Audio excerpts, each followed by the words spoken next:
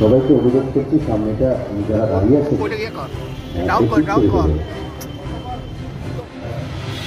9ই August 2024 আমাদের পশ্চিমবাংলায় এক মর্মান্তিক মৃত্যুর ঘটনা ঘটেছিল।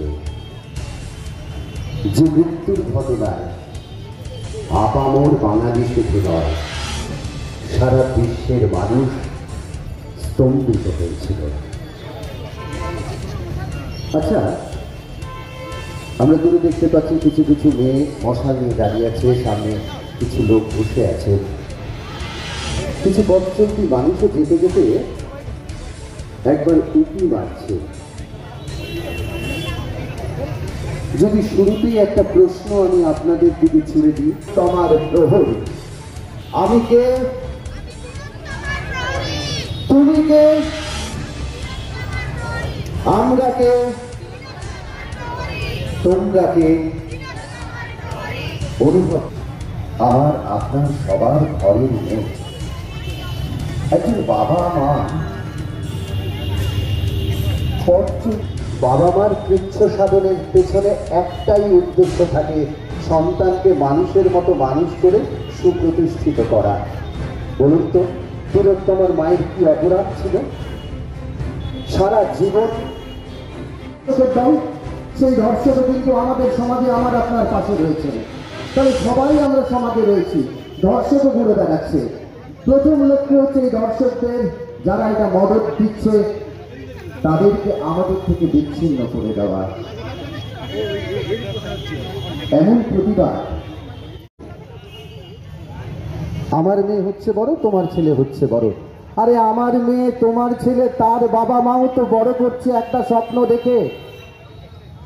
সমাজে যদি এই ধরনের ঘটনা ঘটতে থাকে, তাহলে আলো সমাজে যেখানে আমরা সুস্থভাবে বাঁচতে পারবো, কিন্তু এই কোন পথে আমরা চলেছি?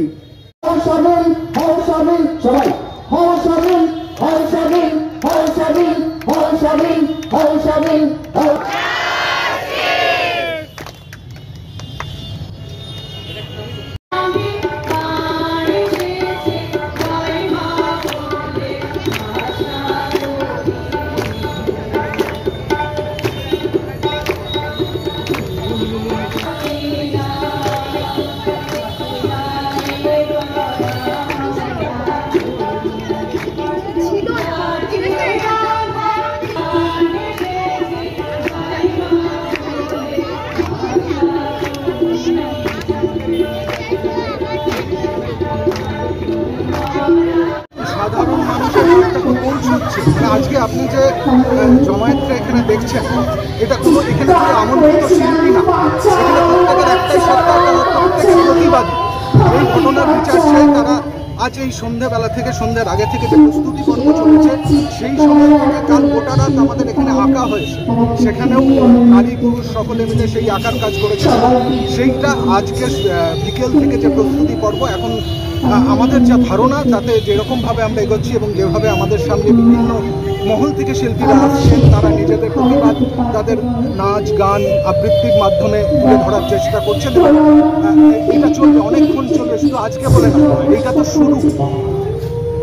আপনার নাম?